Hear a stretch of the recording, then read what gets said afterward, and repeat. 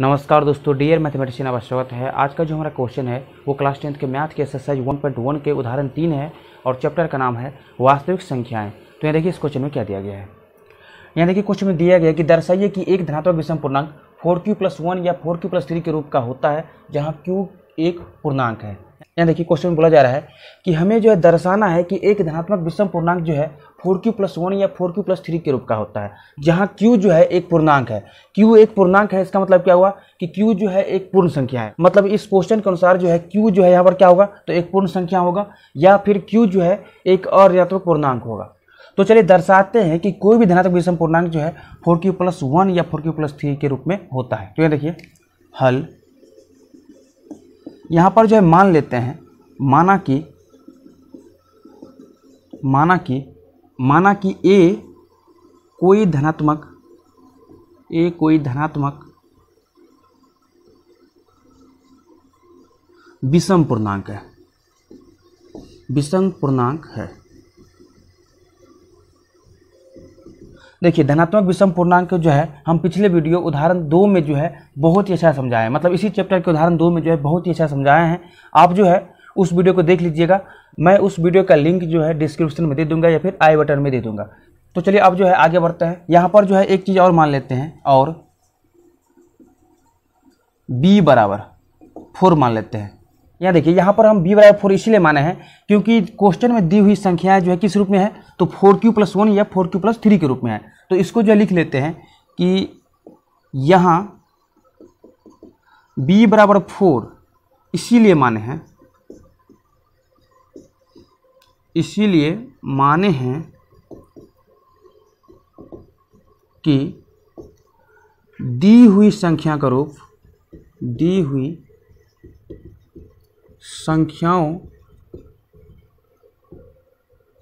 का रूप क्या है, तो 4q+1 या 4q+3 है। अब चलिए इसके बाद जो है यूक्लिड विभाजन प्रमेय से जो है दर्शाते हैं कि कोई भी धनात्मक विषम पूर्णांक जो है किस रूप में होता है, तो 4q+1 या 4q+3 के रूप का होता है। तो यहाँ देखिए अब यूक्लिड विभाजन प्रमेय से अब देखिए वैसे धनात्मक विषम पूर्णांक होता क्या है, तो 3 होता है, 5 होता है, 7 होता है। ये धनात्मक है और पूर्णांक भी है और विषम में है। तो यहाँ देखिए यूक्लिड विभाजन प्रमेय से जो है हम लोग जानते हैं कि a बराबर क्या होता है, तो bq+r होता है। ये r का मान जो है यहाँ देखिए 0 के इक्वल होता है, 0 से बड़ा भी होता है और b से छोटा होता है। और यहाँ पर जो है हम b बराबर क्या माने हैं, यहाँ देखिए b बराबर क्या माने हैं, तो 4 माने हैं। तो 4q प्लस क्या होगा, r होगा। यहाँ देखिए 0 ≤ r <4, क्योंकि b का मान जो है हम 4 माने हैं। तो अब यहाँ देखिए हम लोग जो है a के बारे में जान गए हैं, b के बारे में जान गए हैं, लेकिन q और r के बारे में नहीं जाने हैं। तो यहाँ देखिए यहाँ q क्या है, तो q जो है एक अऋणात्मक पूर्णांक है। q एक अऋणात्मक पूर्णांक है। ये अऋणात्मक पूर्णांक क्या होता है, तो पूर्ण संख्या होता है। जैसे कि क्वेश्चन में लिखा हुआ है एक पूर्णांक है, तो इसीलिए जो है यहाँ पर हम क्या लिखे हैं कि q जो है एक अऋणात्मक पूर्णांक है। इसी तरह से जो है r के बारे में देखिए कि r जो है क्या है, तो एक पूर्ण संख्या है, एक पूर्ण संख्या है जहां r का वैल्यू कहां से कहां तक है, तो 0 < r <4। तो इनमें से जो है r का मान क्या होगा, तो ये देखिए r का मान जो है 0 भी होगा, 1 भी होगा, 2 भी होगा, 3 भी होगा, लेकिन 4 नहीं होगा। कारण क्योंकि r का मान जो है 0 और 4 के बीच में है। यहाँ पर बराबर लगा है इसलिए यहाँ पर 0 ले लिए है, और यहाँ पर जो है बराबर नहीं लगा है तो ये 4 से कम है, इसीलिए जो है 4 से कम हम 3 लिए हैं। इसमें से जो है 0 और 4 के बीच में जो पूर्ण संख्या है उसी को लिए हैं। मतलब दशमलव या फिर परमेय संख्या उस सबको नहीं लिए हैं, केवल वैसा संख्या लिए हैं जो पूर्ण संख्या है 0 और 4 के बीच में। तो यहाँ पर 0 और 4 के बीच में 0 भी है, 1 भी है, 2 भी है और 3 भी है। तो अब यहाँ देखिए जब r का मान जो है, यहाँ देखिए जब r का मान 0 है तब जो है यहाँ देखिए a का मान क्या होगा, तो 4q + 0 होगा। 4q प्लस 0 क्या होता है, तो 4q होता है। और 4q क्या होगा, तो धनात्मक समपूर्णांक।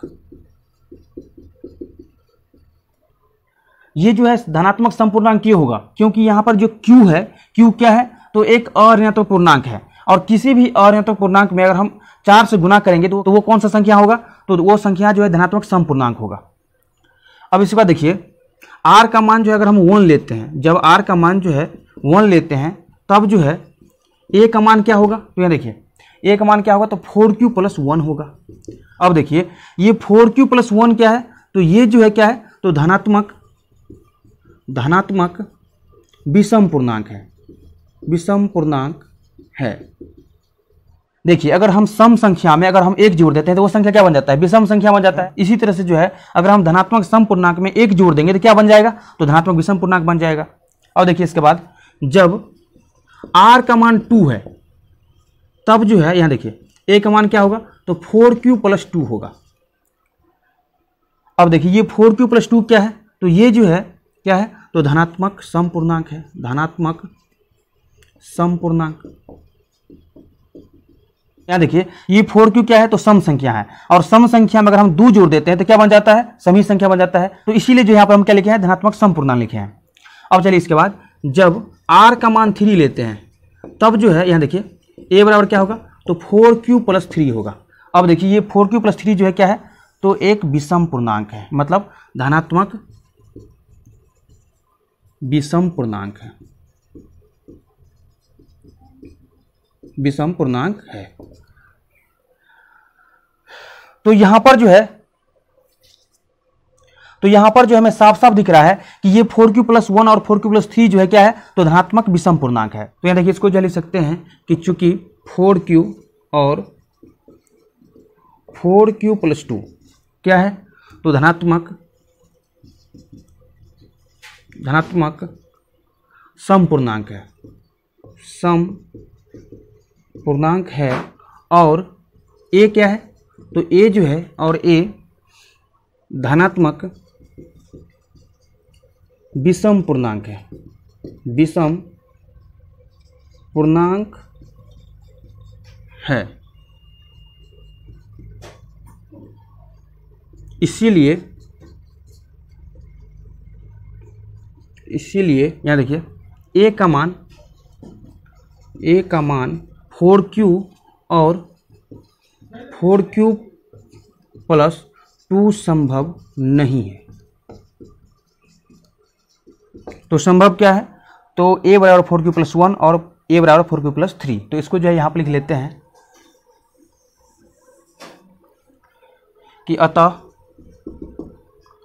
4q प्लस 1 या 4q प्लस 3 एक धनात्मक विषम पूर्णांक है, एक धनात्मक विषम पूर्णांक का रूप है, विषम पूर्णांक का रूप है, जहाँ q क्या है, तो जहाँ q कोई अऋणात्मक पूर्णांक है, q कोई अऋणात्मक पूर्णांक